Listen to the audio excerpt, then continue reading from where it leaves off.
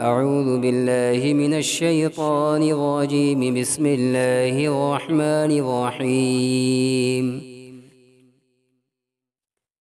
ومن الناس من يقول آمنا بالله وباليوم الآخر وما هم بمؤمنين يخادعون الله والذين آمنوا وما يخدعون إلا أنفسهم وما يشعرون. في قلوبهم مرض فزادهم الله مرضا ولهم عذاب أليم بما كانوا يكذبون. وإذا قيل لهم لا تفسدوا في الأرض قالوا إنما نحن مصلحون. ألا إنهم هم المفسدون ولكن لا يشعرون. وإذا قيل لهم آمنوا كما آمن الناس قالوا أنؤمن كما آمن السفهاء. ألا إنهم هم السفهاء ولكن لا يعلمون.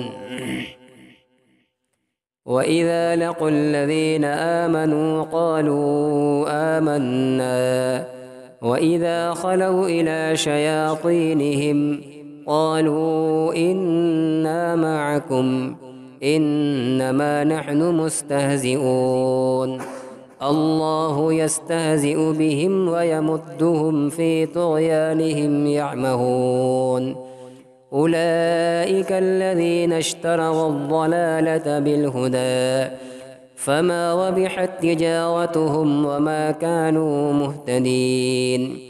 مثلهم كمثل الذي استوقد نارا فلما أضاءت ما حوله ذهب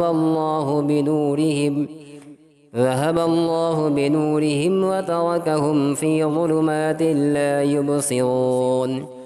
صم بكم عمي فهم لا يرجعون.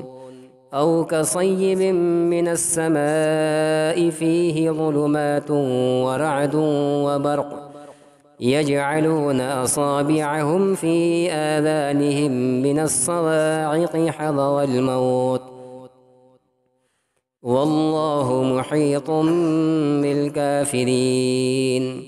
يكاد البرق يخطف أبصارهم كلما أضاء لهم مشوا فيه وإذا أظلم عليهم قاموا ولو شاء الله لذهب بسمعهم وأبصارهم إن الله على كل شيء قدير۔ ان آیات کے اندر کافروں میں سے جو دوسری قسم کے لوگ تھے اور انجام کے اعتبار سے زیادہ بدبخت لوگ تھے جنہیں منافقین کہا جاتا ہے، جو دل کے اندر کفر و شرک کو چھپائے رکھتے تھے اور بعض دنیاوی منفعت یا اپنی بزدلی کی بنا پر مسلمانوں کے سامنے نبی اکرم صلی اللہ علیہ وسلم کے سامنے ایمان کا اظہار کرتے تھے، جن کو منافقین کہا جاتا ہے۔ ان آیات کے اندر انہی کا تذکرہ ہے، ان کے برائیوں کا، ان کے مکر کا، ان کے جھوٹ کا، ان کے فساد کا اور ان کی بے وقوفی اور حماقت کا اللہ نے ان آیات کے اندر تذکرہ کیا ہے۔ کچھ کا بیان ہو چکا ہے، کچھ باتیں باقی رہ گئی ہیں۔ فرماتے ہیں اللہ تعالیٰ وَمِنَ النَّاسِ مَن يَقُولُ آمَنَّا بِاللَّهِ وَبِالْيَوْمِ الْآخِرِ، اور لوگوں میں سے یعنی کفار میں سے کچھ وہ لوگ بھی ہیں جو زبان سے تو کہتے ہیں کہ ہم اللہ پر اور آخرت کے دن پر ایمان لائے، حالانکہ وہ لوگ ایمان رکھنے والے نہیں ہیں۔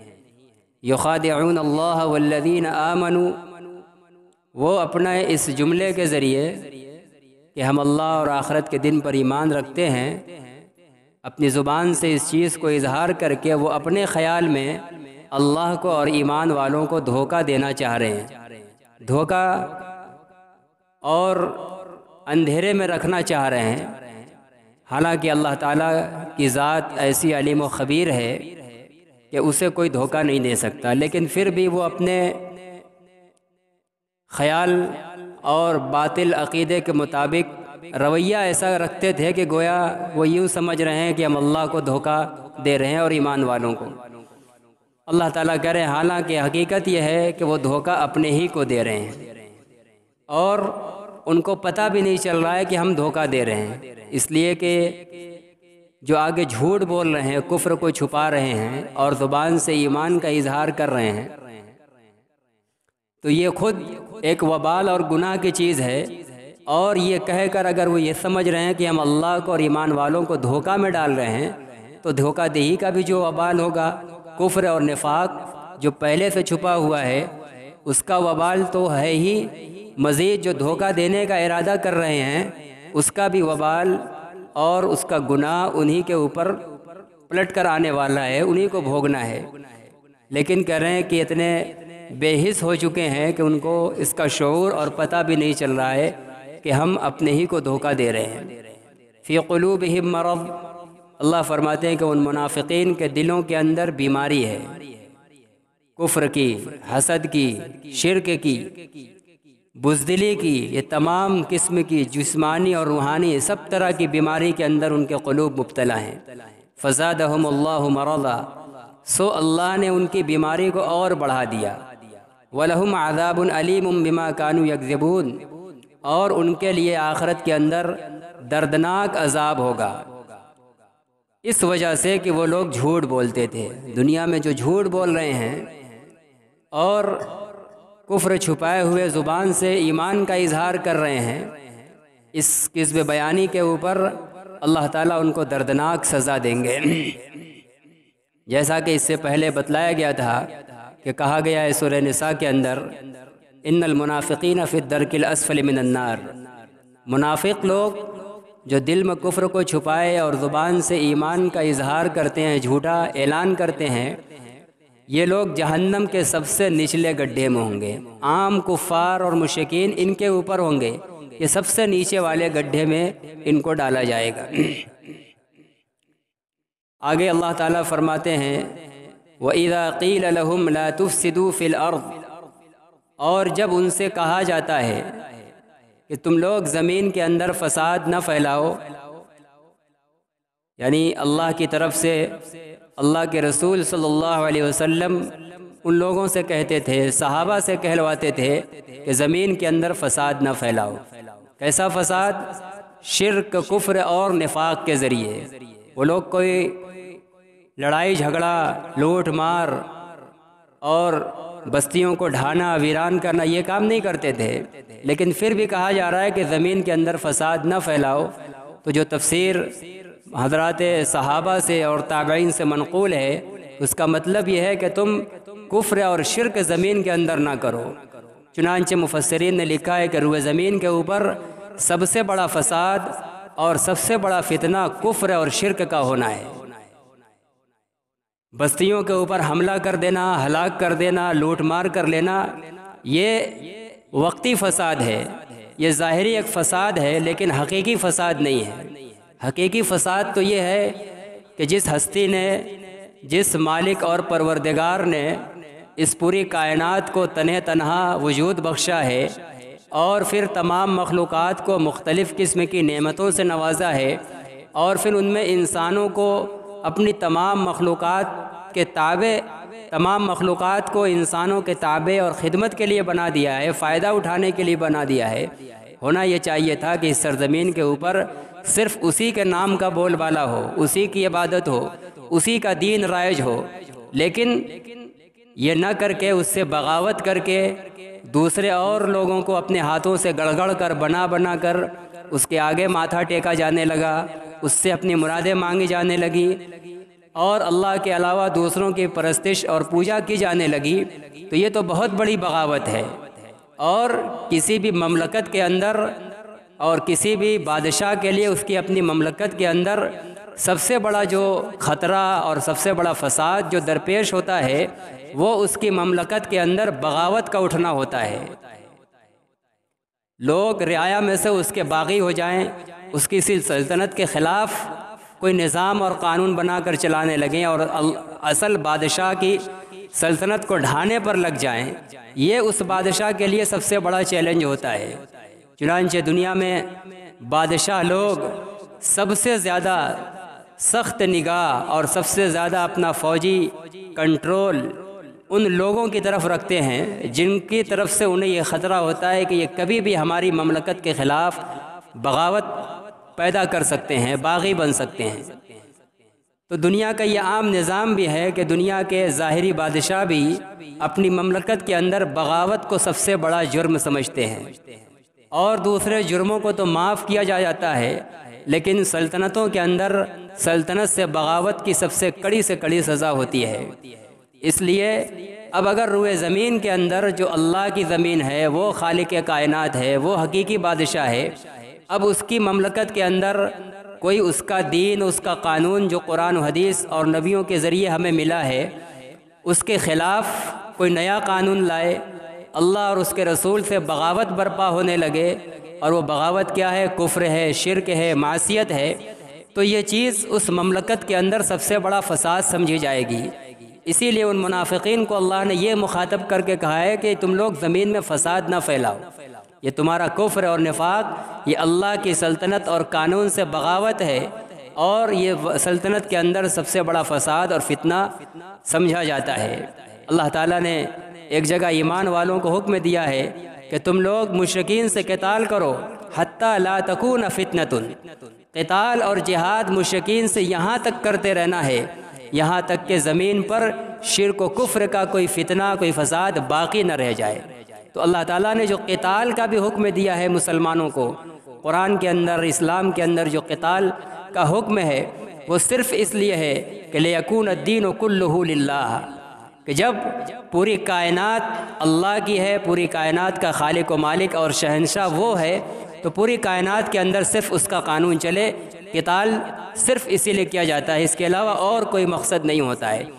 اور جب تک پورا کا پورا نظام کائنات اللہ کے دین اور اس کے قانون کے تابع نہیں ہو جائے گا، تب تک یہ کہا جائے گا کہ دنیا کے اندر فتنہ ہے، فساد ہے۔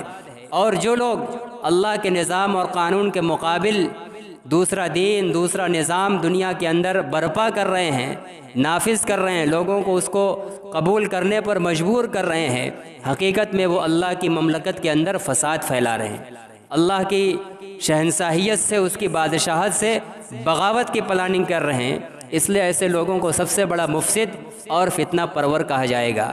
اسی لیے ان منافقین کو بھی کہا گیا کہ تم کفر اور شرک کر کے زمین کے اندر فساد نہ مچاؤ۔ قالوا انما نحن مصلحون، تو وہ لوگ کہتے ہیں جب ان کو فساد برپا کرنے سے منع کیا جاتا ہے تو کہتے ہیں کہ ہم تو مصلح لوگ ہیں، ہم تو اصلاح کرنے والے لوگ ہیں، حالانکہ ان کو معلوم ہی نہیں کہ فساد کیا ہے۔ ان کا شرک اور کفر کے اندر مبتلا ہونا، دل میں کفر و شرک اور نفاق کو چھپائے رکھنا، یہی فساد ہے، اور اپنے اس فساد کو وہ اصلاح سے تعبیر کر رہے ہیں، حالانکہ اصلاح کرنے کا کام تو یہ نبیوں کا ہوتا تھا اور نبیوں کے ماننے والوں کا ہوتا ہے۔ نبیوں کے مخالفین اور نبیوں سے بغاوت کرنے والے لوگ کبھی مصلح نہیں ہو سکتے، وہ کائنات کے، دنیا کے یا دنیا کے اندر بسنے والی رعایا اور مخلوقات کے کبھی خیرخواہ نہیں ہو سکتے۔ انسانیت کے خیرخواہ، سب سے بڑے خیرخواہ اللہ کے رسول صلی اللہ علیہ وسلم تھے، اور پھر ان کے بعد وہ لوگ ہیں جو آپ کو اور آپ کی تعلیمات کو اپنانے والے اور اس کو فالو کرنے والے ہیں۔ نبیوں کی تعلیم کے مخالف لوگ، اس کے دوسرے راستے پر، خلاف راستے پر چلنے والے لوگ کبھی انسانیت کے خیرخواہ نہیں ہو سکتے۔ الا انہم ہم المفسدون، اللہ تعالیٰ آگاہ کر رہے ہیں، خبردار، ہوشیار رہنا ان سے، بلا شبہ یہی لوگ فساد برپا کرنے والے ہیں۔ اللہ تعالیٰ نے بڑے پرزور انداز میں کہا ہے، پہلے ایک لفظ ذکر کیا ہے لوگوں کو آگاہ کرنے کے لیے، چوکندہ کرنے کے لیے۔ جب کوئی بہت ہی اہم خبر دی جاتی ہے تو پہلے چوکنا کرنے والے الفاظ بولے جاتے ہیں۔ ہمارے یہاں بھی یہ عرف ہے، جب کوئی لاؤڈ اسپیکر سے اعلان کیا جاتا ہے تو ڈائریکٹ جس کام کا اعلان ہوتا ہے وہ اعلان شروع نہیں کیا جاتا، پہلے لوگوں کی توجہ مبذول کرانے کے لیے کچھ الفاظ سنے جاتے ہیں۔ حضرات، محترم بزرگوں اور دوستوں، غور سے ایک اعلان سماعت فرمائیں، اس طرح کے الفاظ، تاکہ لوگ متنبہ ہو جائیں اور لوگ چونکہ اچانک مائک کی طرف، لاؤڈ اسپیکر کی طرف اپنا کان کھڑا بھی کر لیتے ہیں کہ آخر کیا اعلان ہونے والا ہے۔ تو اسی کے لیے عربی کا یہ لفظ الا، خبردار، ہوشیار، چوکنا ہو جاؤ، انہم، بلا شبہ یہی لوگ، پھر اللہ تعالیٰ کرے ہم، یہی لوگ، المفسدون، فساد ہی برپا کرنے والے ہیں۔ یہ عربی کے قانون اور ضابطے کے اعتبار سے انتہائی تاکید بھرا لفظ ہے۔ لفظ انا ایک تاکید ہے، لفظ ہم 2 مرتبہ ذکر کیا جانا ایک تاکید ہے، اور المفسدون کے اندر 2 حرف کا اضافہ جو شروع میں الف لام، یہ خود اس کے اندر زور کا معنی پیدا کرتا ہے، جس کا ظاہری اور تاکیدی انتہائی ترجمہ ہے کہ ہوشیار رہو، خبردار رہو، بلا شبہ یقیناً یہی لوگ فساد ہی کرنے والے ہیں۔ یعنی 2 طریقے سے ان کے اندر فساد کو گھیر دیا۔ ایک تو یہ کہ دنیا میں اگر فساد کوئی کر رہا ہے تو یہی منافقین ہیں، کفر کرنے والے لوگ ہیں، اور دوسرے المفسدون لا کر اللہ نے بتلا دیا کہ ان کا کام صرف فساد پھیلانا ہی ہو سکتا ہے، فساد پھیلانے والے یہی ہیں، اور یہ صرف فساد پھیلانے والے ہی ہو سکتے ہیں۔ جب تک دل میں کفر اور شرک ہے، وہ انسان دنیا کے اندر صلاح اور امن و امان کو نہیں پھیلا سکتا۔ اللہ تعالیٰ فرما رہے ہیں کہ یہی لوگ فساد ہی پھیلانے والے ہیں، ان سے صلاح کی امید ہی نہیں ہو سکتی۔ جب یہ فساد ہی والے ہیں تو ان کا انما نحن مصلحون کہنا کہ ہم اصلاح کرنے والے ہیں، صلح و آستی کا پیغام دینے والے ہیں، یہ نہیں ہو سکتا۔ جب ان کے خمیر کے اندر فساد برپا وضعیت کیا جا چکا ہے تو ان سے صلاح اور خیر صادر نہیں ہو سکتی۔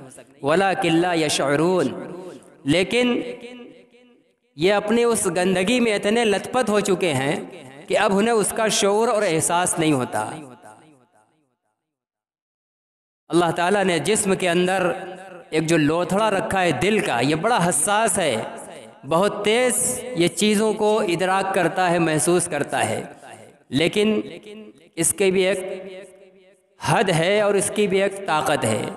جب اس کا وہ پاور اور طاقت اور اس کی حد جو اس کے اندر رکھی گئی ہے، وہ پورا پاور موجود رہتا ہے، تو وہ دل بہت تیزی کے ساتھ فساد کی چیزوں کو اور اللہ کے نظام کے خلاف چیزوں کو محسوس کرتا ہے۔ لیکن جب انسان اپنے خیالات جو دل کے اندر آئیں اس کو ہٹاتا جاتا ہے اور پھر وہی معصیت میں اور گناہ میں اپنے آپ کو لگاتا جاتا ہے، تو رفتہ رفتہ دل کے ادراک کا پاور کمزور ہوتا چلا جاتا ہے، یہاں تک کہ ایک روز بالکل ختم ہو جاتا ہے، اور پھر اس دل کو اچھا یا برا کا کچھ پتہ ہی نہیں چلتا۔ وہ ظلم بھی کرتا ہے تو لگتا ہے کہ ہم لوگوں کے ساتھ بہت خیرخواہی کر رہے ہیں، جیسا کہ آج کے ماحول میں بھی ذمہ داروں کو، سربراہدہ لوگوں کو ہم دیکھ رہے ہیں، محسوس کر رہے ہیں، مملکت کے لوگوں کو۔ تو یہ دل کے اسی جو ادراک کی صلاحیت تھی اس کے مفلوج ہو جانے کا نتیجہ ہوتا ہے۔ اللہ کے نبی صلی اللہ علیہ وسلم نے حدیث کے اندر بیان فرمایا ہے کہ جب انسان کوئی گناہ کرتا ہے تو اس کے دل کے اوپر ایک دھبا لگتا ہے، معمولی سی دل کے پاور کے اندر کمی آتی ہے۔ اگر بندے کو احساس ہو جاتا ہے کسی اچھے سے مل کر یا اللہ رسول کی باتوں کو کسی بھی ذریعے سے سن کر اگر اس کو تنبہ ہو جاتا ہے اور پھر وہ اس معصیت سے اپنے ہاتھ کو روک لیتا ہے، اللہ کے آگے رو گڑگڑا لیتا ہے، توبہ کر لیتا ہے، تو وہ جتنا پاور اور چارج دل کا کم ہوا تھا، توبہ اور استغفار سے وہ چارجنگ پھر فل ہو جاتی ہے اور پھر اس کے اندر ادراک کی صلاحیت بحال ہو جاتی ہے۔ لیکن اگر کوئی بندہ ایک گناہ کرنے کے بعد اس کو تنبہ اور احساس نہیں ہوا، دوبارہ پھر کرتا ہے، سہ پھر کرتا ہے، تو جوں گناہ کرتا جاتا ہے دل کے اندر جو ادراک کی صلاحیت تھی اس کے اوپر دھبا پڑتا چلا جاتا ہے، یہاں تک کہ دل بالکل مدھم ہو جاتا ہے، اس کی ادراک کا پورا چارج ختم ہو جاتا ہے، ڈسچارج ہو جاتا ہے۔ اب پھر اس کے اندر خیر کو خیر سمجھنے کی اور شر کو برائی سمجھنے کا اس کے اندر احساس اور صلاحیت باقی نہیں رہتی، اور پھر جو وہ چاہے کرتا ہے۔ اللہ تعالیٰ فرما رہے کہ منافقین کا کفر کے اندر لت پت ہونے کی وجہ سے یہی حال ہو چکا ہے، ان کا دل بالکل ڈسچارج ہو چکا ہے، نور اور پاور بچا ہی نہیں ہے، اس لیے وہ فساد پھیلانے کے باوجود بھی وہ یہ سمجھ رہے ہیں کہ ہم اصلاح کرنے والے لوگ ہیں۔ فساد کو وہ فساد سمجھ نہیں پا رہے ہیں، وہ دل کے کالا ہو جانے کی بنا پر۔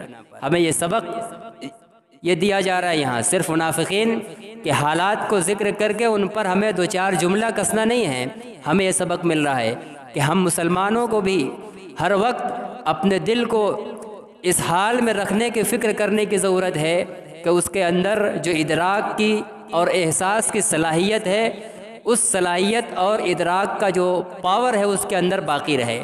اگر کبھی کوئی نفس اور شیطان کے دھوکے اور بہکاوے میں آ کر کوئی دھبا ہم لگا بھی بیٹھے تو فوراً کوشش ہو کہ اگر 1% کم ہوا ہے تو فوراً اس کو پھول کیا جائے۔ دنیا کے بیٹریوں کی طرح اس کو لاپرواہی کے ساتھ چھوڑا نہ کیا جائے۔ یہ دنیا کی فانی چیزیں ہیں جس کے اندر اللہ کی معرفت نہیں ہوتی، وہ ہیں جب ڈسچارج ہو جاتی ہیں تو دنیا کے پاوروں سے چارج ہو جاتی ہیں۔ یہ نور الہی کی جگہ ہے، اس کو ہم جب مسلسل گناہ سے کالا کرتے چلے جائیں گے تو جس دل کے اندر گناہ کی ظلمت جمع ہوتی چلی جائے وہاں اللہ کی معرفت کا نور جمع نہیں ہو سکتا۔ اس لیے ہمیں چوکنا رہنے کی ضرورت ہے۔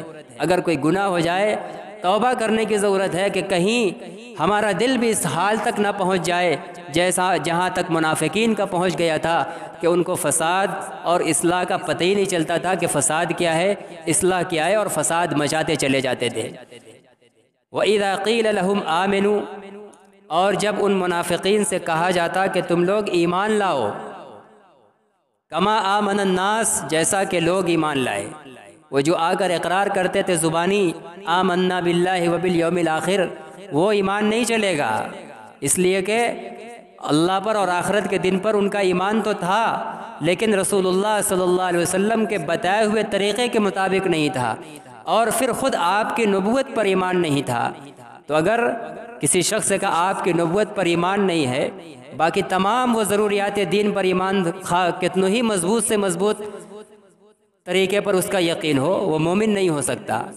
اسی طریقے سے کسی کا ایمان اللہ پر ہے، آخرت پر ہے، مرنے کے بعد اٹھائے جانے پر ہے، جنت و جہنم پر ہے، لیکن اس کیفیت اور اس طریقے کے مطابق نہیں ہے جو اللہ کے نبی صلی اللہ علیہ وسلم نے سکھلایا ہے، تو وہ اس کا اللہ رسول پر اور آخرت پر ایمان لانا بھی معتبر نہیں ہے۔ تو یہ منافقین اگرچہ وہ اللہ اور آخرت پر ایمان لانے کا اقرار کرتے تھے لیکن وہ رسول اللہ صلی اللہ علیہ وسلم کی تعلیم کے مطابق نہیں تھا، اس لیے ان سے کہا گیا کہ تم لوگ ایمان لاؤ، کیسا؟ کما آمن الناس، جیسا کہ لوگ ایمان لائے۔ کون لوگ؟ وہ لوگ جنہوں نے براہ راست رسول اللہ صلی اللہ علیہ وسلم سے ایمان کو سیکھا ہے، جن کو براہ راست رسول اللہ صلی اللہ علیہ وسلم قرآن سکھلا رہے ہیں، ایمان سکھلا رہے ہیں، احکام الہی سکھلا رہے ہیں، براہ راست جو آپ سے سیکھ رہے ہیں، جنہیں صحابہ کہا جاتا ہے۔ تو اللہ تعالیٰ نے ان کو حکم دیا کہ ایسا ویسا ایمان نہیں چلے گا، یہ ہمارے نبی کے ساتھ جو لوگ ہیں، جیسا وہ لوگ ایمان لائے ہیں ویسا ایمان لانے کی ضرورت ہے۔ تو یہاں کہا گیا کما آمن الناس، ایمان وہ معتبر ہے، ایمان ویسا لانا ہے جیسا کہ وہ لوگ لائے جو نبی کریم صلی اللہ علیہ وسلم کے ساتھ تھے۔ کون تھے؟ بعض مفسرین نے کہا ہے کہ یہاں الناس سے مراد خلفائے راشدین ہیں، سیدنا حضرت ابو بکر، حضرت عمر، حضرت عثمان، حضرت علی ابن ابی طالب رضی اللہ تعالی عنہم اجمعین۔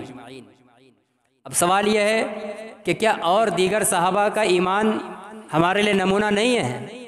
بے شک وہ بھی نمونہ ہے، لیکن خلفائے راشدین کو خاص طور سے اس لیے ذکر کیا گیا ہے کہ اللہ کے نبی صلی اللہ علیہ وسلم کے بعد آپ کے لائے ہوئے دین اور ایمان اور اس کے تمام متعلقات کو خلفائے راشدین کے نہج اور ان کی خلافت کے نمونے اور طریقے کے مطابق جو آئے گا اسی کو معنی اور معتبر سمجھا جائے گا۔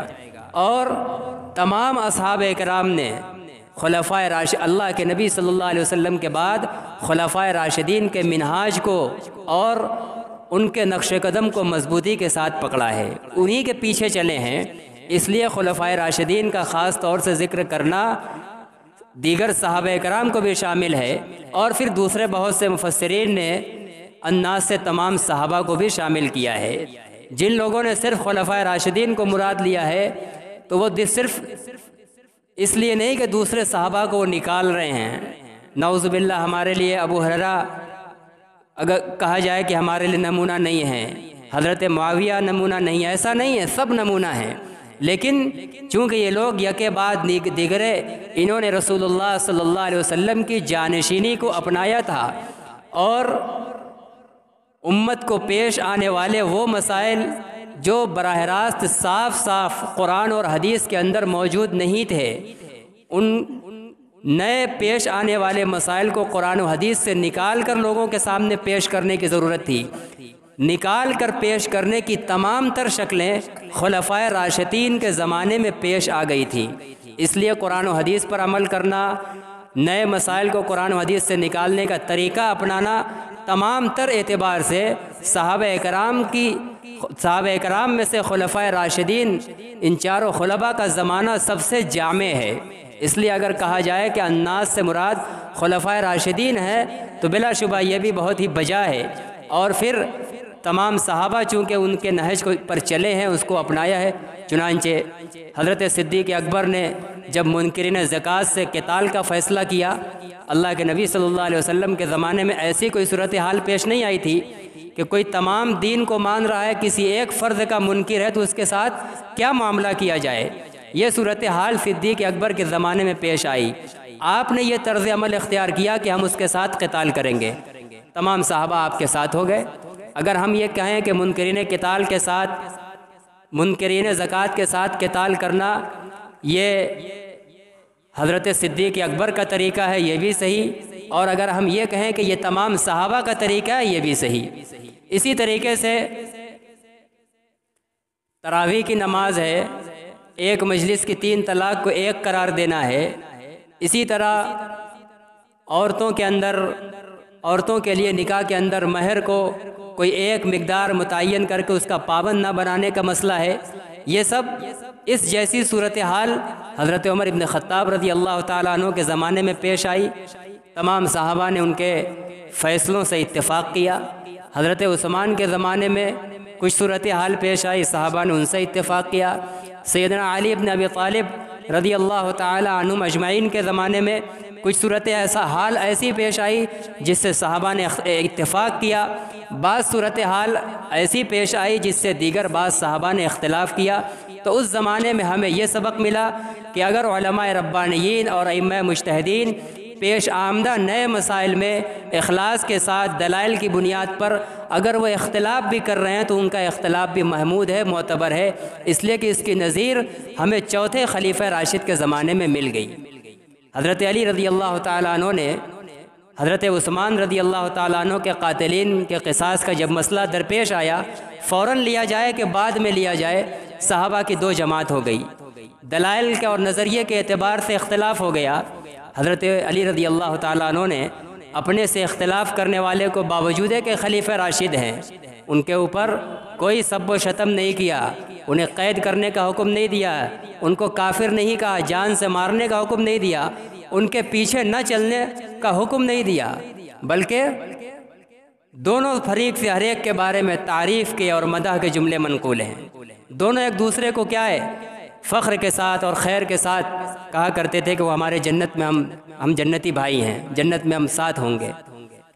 تو ہر کچھ اختلاف اتفاق جو کچھ ہو سکتا تھا، جس کو امت کو جس چیز کی ضرورت پیش آ سکتی تھی، سب کچھ اجمالی طور پر ان خلفائے راشدین کے زمانے میں پیش آ گیا، اس لیے خاص طور سے ان کو اصل معیار قرار دیا گیا، اور ضمناً اور فرعاً تمام صحابہ کرام ہمارے لیے معیار اور نمونہ ہے۔ اللہ تعالیٰ بھی فرما رہے ہیں، منافقین سے کہا تھا کہ ایمان ہم وہی قبول کریں گے جو ان نبی کے ساتھ رہنے والے صحابہ کا جیسا ایمان ہوگا۔ چنانچہ اس سے صحابہ کی عظمت اور ان کے مقام کا پتہ چلتا ہے کہ اللہ تعالیٰ کی شان اور اس کی مرضی کے مطابق بلا شبہ وہ لوگ ایمان لے آئے تھے، تبھی تو اللہ تعالیٰ اب دوسروں سے کہہ رہے ہیں کہ ایمان ویسا لاؤ۔ چنانچہ ہر زمانے کے علماء کا، اہل حق کا یہ عقیدہ ہے کہ ہم نبی کریم صلی اللہ علیہ وسلم کے صحابہ کے تمام صحابہ کو، جن کے نام معلوم ہیں، جن کے نام نہیں معلوم ہیں، سب کی عظمت اور عقیدت دل کے اندر رکھنا ہمیں واجب ہے، اور ان کے بارے میں ذرہ برابر بھی قدورت اور دل کے اندر بدگمانی لانا ہمارے لیے جائز نہیں ہے۔ اگر ان سے کوئی گناہ بھی ہوا ہے، کوئی غلطی بھی ہوئی ہے، تو یہ انہی لوگوں کا مقام تھا نبی کی صحبت کی بدولت کہ اللہ تعالیٰ نے اس دنیا میں ہی ان سے معافی کا اعلان کر دیا اور کہا رضی اللہ عنہم ورضوا عنہ، اللہ ان سے راضی ہے اور وہ اللہ سے راضی ہیں۔ اور جب مالک کل کسی مجرم کو، جرم کرنے والے کو معاف کر دے تو اب دوسرے درباریوں کو کوئی اعتراض کرنے کا حق نہیں ہوتا۔ اگر صحابہ سے جو کہ انسان تھے کچھ خطا بھی ہوئی ہیں، چوک بھی ہوئی ہیں، اور جو اللہ نے اذراہ مصلحت کروائی ہے، اللہ نے خود کروائی ہے، کیوں؟ اس لیے کہ ہمارے نبی کے نظام میں، آپ کی تعلیم میں بہت سے موقعوں پر حدود اور سزاؤں کو نافذ کرنے کی تعلیم بھی ہے، فلاں جرم پر فلاں سزا، فلاں جرم پر فلاں سزا۔ تو اب اگر کوئی کافر چوری کرتا، اللہ کے نبی اس کا ہاتھ کاٹتے تو کہہ دیتے کہ دنیا کے کافر تھا اس لیے ہاتھ کاٹ دیا۔ کوئی کافر زنا کرتا اور اس پر حد جاری کرتے تو دنیا کہتی کافروں پر حد جاری کرتے ہیں۔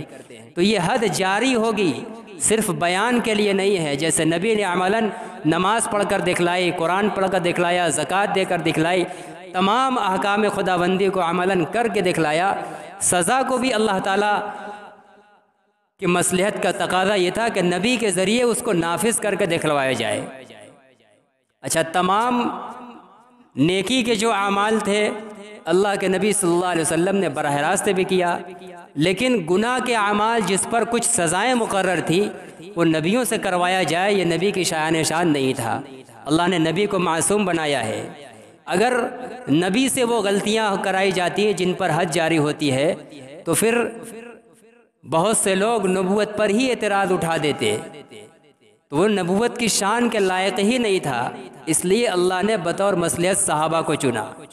کسی صحابی سے چوری کا صدور ہوا، اللہ کے نبی نے ہاتھ کاٹنے کا حکم دیا۔ دنیا یہ دیکھ لے کہ مسلمان بھی اگر چوری کرے گا، یہ قرآن کے قانون اصلاً مسلمان کے لیے ہیں، تو مسلمانوں کا امام، ان کا ذمہ دار، چاہے وہ کتنے ہی قریبی کیوں نہ، اس کا ہاتھ کاٹے گا۔ زنا کرے گا تو اس کے اوپر حد جاری کی جائے گی۔ اسی طرح اللہ تعالیٰ نے مصلحت کے طور پر صحابہ کرام سے موقع بموقع کچھ غلطیاں کروائیں، اور پھر اللہ تعالیٰ نے معاف کر دیا۔ چنانچہ زنا کے موقع پر حضرت ماعز اسلمی رضی اللہ تعالیٰ عنہ، جن سے زنا کا صدور ہوا تھا، اور وہ از خود آئے تھے کہ اللہ کے نبی غلطی ہو گئی ہے، مجھے پاک کیجئے، مجھ پر حد جاری کیجئے۔ دل بے چین تھا کہ اللہ کا یہ قانون ہے، زنا پر حد جاری کروانے کا، دنیا میں کروا لیں ورنہ آخرت میں ہمارا کیا ہوگا۔ آج کہ ہم اور آپ ہوتے تو چھپائے پھرتے، ثابت ہو جاتا تو مجمع میں کبھی نہ اقرار کرتے، جھوٹ بولتے۔ ہمارا تو یہ حال ہے، لیکن ان کا دل اتنا خالص تھا، ایمان اتنا پختہ تھا کہ گناہ کرنے کے بعد دل مطمئن نہیں ہوا۔ آئے اللہ کے نبی ٹالتے رہے، گھماتے رہے، بالآخر صاف صریح الفاظ میں جب اقرار کیا، آپ نے حد جاری کی۔ اور جب حد جاری ہونے لگی تو اب عام طور سے لوگوں کا مزاج ہوتا ہے، جب کوئی جرم کرتا ہے اور اس پر سزا جاری ہوتی ہے تو لوگ تبرہ بولتے ہیں کہ دیکھو خواہ مخواہ ایسا کیا، جیسا کیا ویسا بھوگا، اس طرح کے جملے لوگ بولنے لگتے ہیں۔ تو بعض مسلمانوں کی زبان سے یہ جملہ نکل گیا ماعز اسلمی کے اوپر۔ اللہ کے نبی صلی اللہ علیہ وسلم نے ناراضگی کا اظہار کیا، خوش نہیں ہوئے کہ ہم نے ایک زانی کو سزا دی ہے، ٹھیک کہا، ناراضگی کا اظہار کیا اور کہا کہ ماعز نے ایسی توبہ کی ہے کہ اگر بالفرض زمین و آسمان کی تمام مخلوقات اس سے بڑی گناہگار اور مجرم ہو جائیں اور ماعز کی توبہ سب کے اوپر بانٹ دی جائے تو سب کی نجات کے لیے کافی ہوگی۔ ایسی حضرت ماعز اسلمی نے توبہ کی تھی، اللہ کے نبی نے منع فرمایا۔ تو بہرکیف صحابہ کرام سے جو کچھ غلطیاں اور لغزشیں ہوئی ہیں وہ نبی نہیں تھے، معصوم نہیں تھے، اللہ تعالیٰ نے بطور مصلحت کے کروایا ہے۔ دنیا کا ایک نبی کے نظام کو نافذ کرنے کے لیے ضرورت تھی، اور پھر نافذ کرانے کے بعد اللہ تعالیٰ نے ان کو معاف کر دیا ہے۔ رضی اللہ عنہم ورضوا عنہ وکلا وعد اللہ الحسنی، اللہ تعالیٰ نے ہر ایک سے جنت کا دنیا میں ہی وعدہ کر دیا ہے۔ اس لیے ہم ہر صحابی کی عقیدت اور محبت کو دل سے لگائے رہیں گے، ذرہ برابر بھی کسی ایک کے بارے میں کوئی کدورت اور میل نہیں آنے دیں گے، اگر آیا تو یہ ہمارے لیے خطرے کی بات ہے۔ قرآن نے ایک جگہ کہا ہے لیغیظ بہم الکفار، صحابہ کرام کے تعلق سے کدورت کا آنا، صحابہ کرام پر غیظ و غضب کا آنا، یہ کفر کی نشانی ہے، ایمان کی نشانی نہیں ہو سکتی۔ آمنوا کما آمن الناس، جس کا ایمان صحابہ والا ہو گیا پھر اس کو صحابہ پر غیظ اور غصہ نہیں آ سکتا، اس کے دل میں صحابہ کے تئیں کدورت نہیں ہو سکتی۔ اور جس کا ایمان ناقص ہوگا اور دل کے اندر کدورت آئے گی تو قرآن کہتا ہے یہ کفار کی نشانی ہے، یہ کفاروں کا شیوا ہے، ایمان والوں کا شیوا نہیں ہے۔ اس لیے ہم سب کو صحابہ کرام کے بارے میں خاص طور سے اس زمانے کے اندر نئے لوگ نئی تحقیقات لا کر صحابہ کرام کی شخصیات کو مجروح کرنے کی کوشش کر رہے ہیں تاکہ کسی طریقے سے دین مجروح ہو جائے۔ تو بہرحال اس آیت کے اندر صحابہ کرام کی عظمت اور منقبت کا بیان ہے کہ اللہ تعالیٰ نے ان کے ایمان کو مقبول اور معتبر سمجھا ہے، تبھی تو اب لوگوں سے کریں کہ ایمان ویسے ہی لاؤ جیسا کہ یہ لوگ لائے۔ کما قالوا انؤمن کما آمن السفہاء، منافقین سے جب کہا گیا تو وہ کہتے ہیں کہ کیا ہم ایمان لائیں ان بے وقوفوں کے ایمان لانے کی طرح، یعنی صحابہ کو کیا ہے بیوقوف سمجھتے تھے، یہ کمزور لوگ ہیں، نہ ان کے پاس زمین جائیداد ہے، نہ ان کے پاس کاروبار ہے، کھیتی ہے، کچھ بھی نہیں، یہ کمزور لوگ ہیں۔ تو یہ بیوقوف لوگ پوری دنیا چھوڑ کے اس نبی کے پیچھے لگے ہوئے ہیں، تو کہا اس بیوقوفوں کی طرح ہم بھی ایمان لائیں۔ الا انہم هم الصفا، اللہ پھر یہاں فرما رہے ہیں کہ آگاہ رہو، ہوشیار رہو، بلا شبہ یقیناً یہی لوگ بیوقوف ہی ہیں۔ بیوقوف صحابہ نہیں ہیں، وہ تو بڑے عقل مند لوگ ہیں جنہوں نے اپنی عاقبت کو بنا لیا، اللہ اور اس کے نبی کو تسلیم کر لیا۔ بیوقوف یہ لوگ ہیں جو صحابہ کو بیوقوف سمجھتے ہیں۔ گویا ایک طرف صحابہ کی منقبت بھی اس آیت کے اندر بیان کر دی کہ ان کا ایمان عند اللہ معتبر ہے۔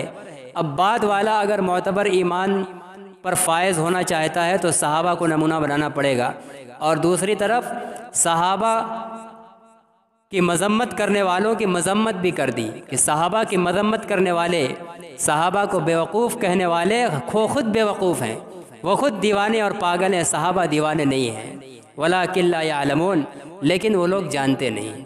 یہ تو دیوانگی کا بہت اونچا درجہ ہے کہ دیوانے ہیں اور ان کو پتہ بھی نہیں کہ ہم پاگل ہیں۔ جیسے عام طور سے جو ہمارے سماج میں کوئی ایسا ہو جاتا ہے پاگل، تو پاگل اپنے کو پاگل نہیں سمجھتا، وہ کیا سمجھتا ہے؟ اپنے کو بہت چالاک سمجھتا ہے۔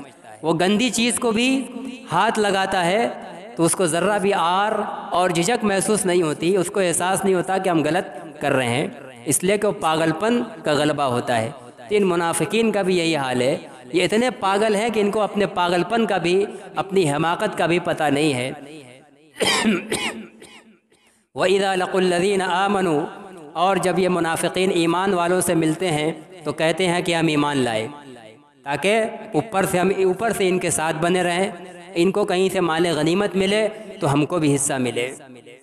وَإِذَا خَلَوْا إِلَىٰ شَيَاطِينِهِمْ، اور جب وہ اپنے شیطانوں کے پاس یعنی کافروں کے پاس، اپنے آقاؤں کے پاس، اپنے گروؤں کے پاس جاتے ہیں تو کہتے ہیں کہ اِنَّا مَعَكُمْ، ہم تو تمہارے ساتھ ہیں۔ وہاں تو ہم صرف ان کو بیوقوف بنانے گئے تھے، اِنَّمَا نَحْنُ مُسْتَهْزِئُونَ، ہم تو صرف مسلمانوں کا استہزاء کرنے گئے تھے۔ ہم وہاں جا کر صرف زبان سے ان کو کہتے ہیں کہ ہم تمہارے ساتھ ہیں، ہم تمہارے ساتھ ہیں، ہم صرف ان کو بیوقوف بنانے جاتے ہیں، اور اس لیے جاتے ہیں تاکہ جب ہم ان کے بن کے رہیں گے تو وہ تمہارے خلاف بہت سی پلاننگ اور بہت سی راز کی باتیں ہم کو بتائیں گے اور ہم آ کے تمہیں بتلا دیں گے۔ اللہ یستہزئ بہم، کہہ رہے ہیں کہ اللہ تعالیٰ ان کے ساتھ استہزاء کر رہا ہے، اللہ تعالیٰ ان کے ساتھ استہزاء کر رہا ہے، اللہ ان کے ساتھ مذاق کر رہا ہے۔ اللہ کا مذاق کیا ہے؟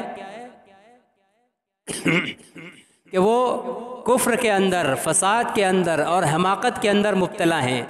اللہ تعالیٰ نے ان کے دل کو ایسا بنا دیا ہے کہ ان کے اپنے فساد کو صلاح نظر آ رہا ہے، اور ان کا کفر ان کو ایمان نظر آ رہا ہے، اور اسی طریقے سے ان کی اپنی حماقت عقل مندی نظر آ رہی ہے اور عقل مند لوگ اسے بیوقوف نظر آ رہے ہیں۔ کہہ رہے ہیں کہ اللہ تعالیٰ نے یہ ان کے ساتھ ٹھٹھا کا معاملہ کیا ہے کہ ان کے سامنے چیز کی حقیقت کو پلٹ دیا ہے۔